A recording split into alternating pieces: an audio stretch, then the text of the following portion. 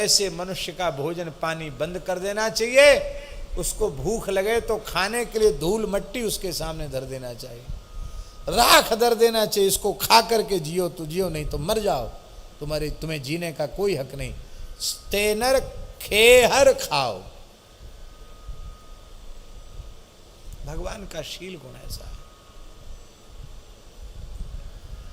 तो आ माने वासुदेव और गुण माने शील गुण, माने भगवान श्री हरि का जो शील गुण है वैसा ही शील गुण जिसका हो वो अगुण है।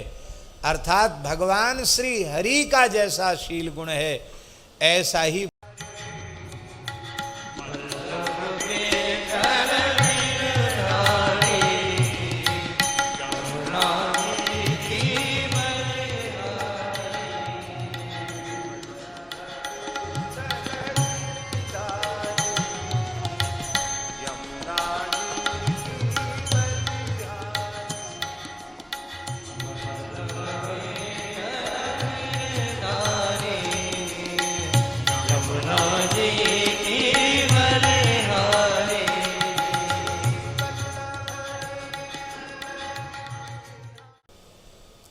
भगवान सबरी के यहां चले गए।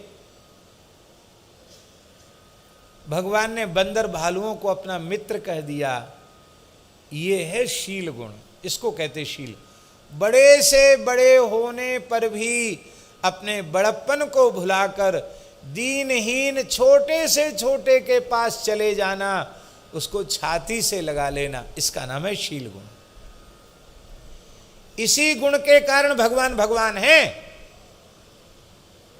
बड़े तो वे है ही हैं, वो हम नकार नहीं रहे, लेकिन इतने बड़े होकर हमारे जैसे कलिमल ग्रसित दीनहीन जीवों को उन्होंने अपना रखा है, ये उनका बड़प्पन है। हम अपने कोई भजन त्याग तपस्या से ठाकुर जी को स्वीकृत नहीं है, केवल भगवान ने अपने शील गुण से हम सब जीवों को स्वीकार कर रखा है। भगवान का शील गुण कैसा है?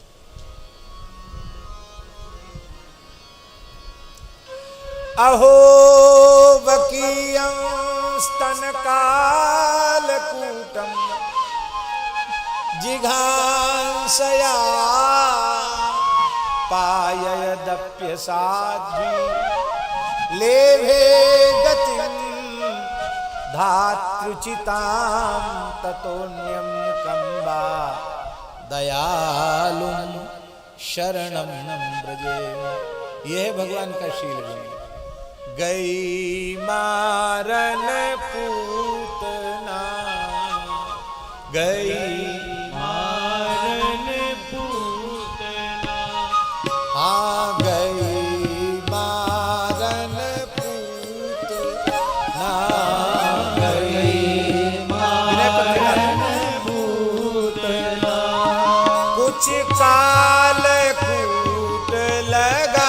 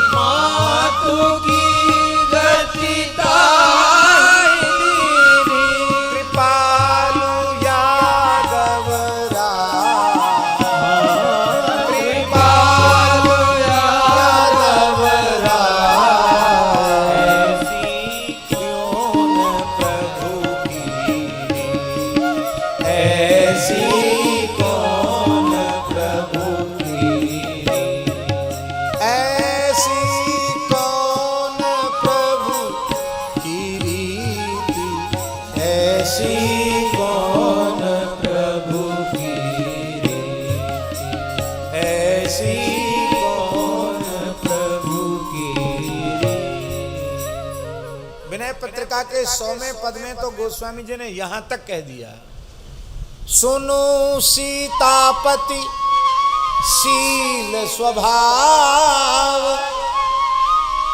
मोदन मन तन पुलक नयन जल,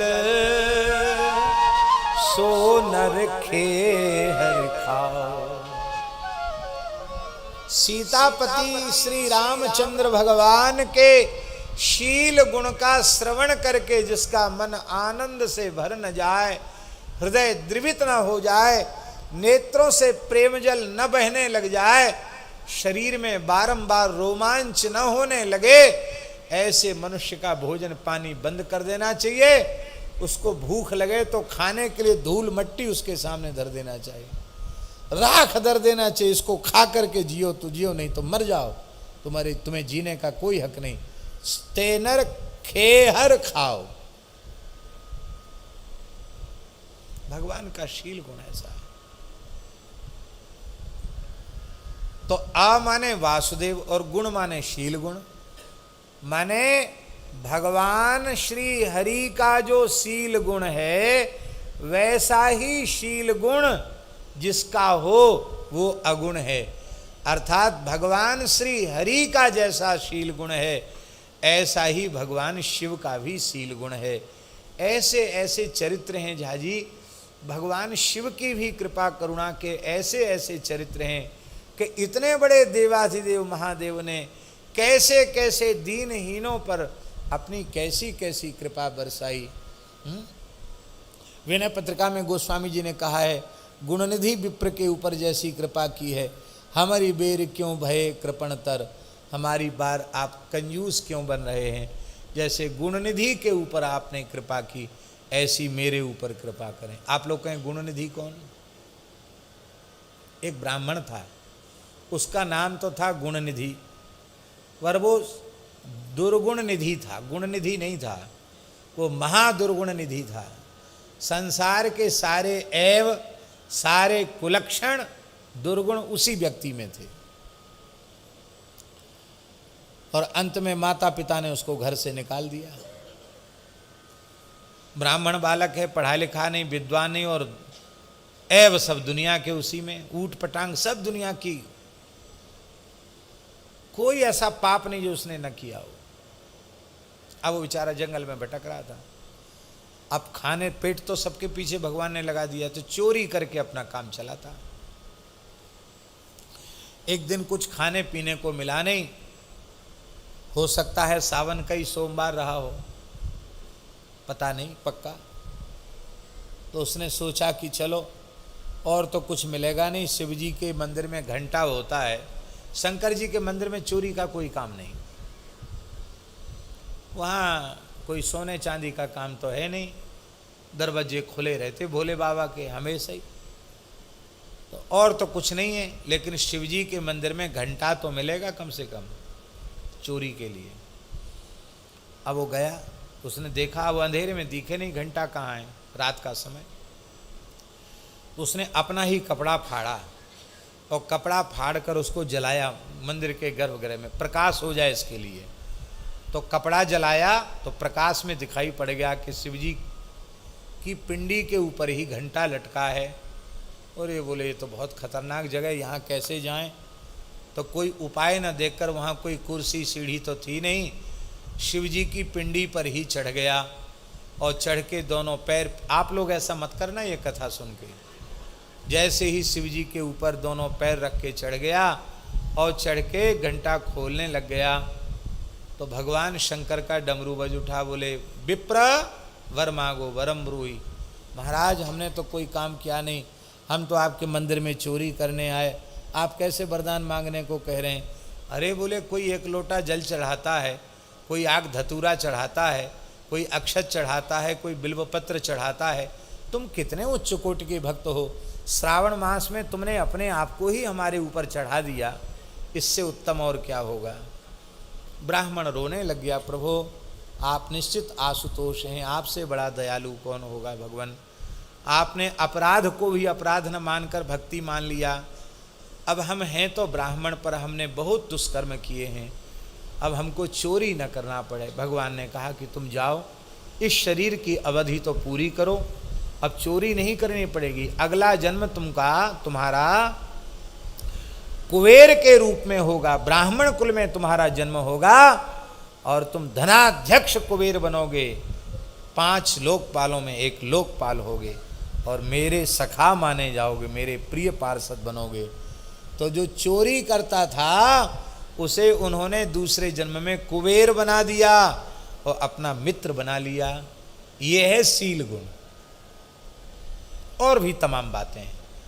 तो अगुण, अगुण माने अ माने वासुदेव, गुण माने उनका शील गुण। वासुदेव का जो शील गुण है ऐसा ही शील गुण शिव जी में है, इसलिए वे अगुण हैं। क्योंकि जैसे भक्त गुणातीत होता है, भगवान गुणातीत तो भक्त गुणातीत, भगवान शीलवान तो भगवान का भक्त भी शीलवान।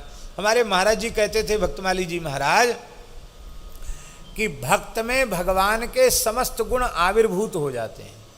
वो निरंतर भगवान का चिंतन करता है तो चिंतन करते करते भगवदी गुण भक्त में अवतरित हो जाते हैं।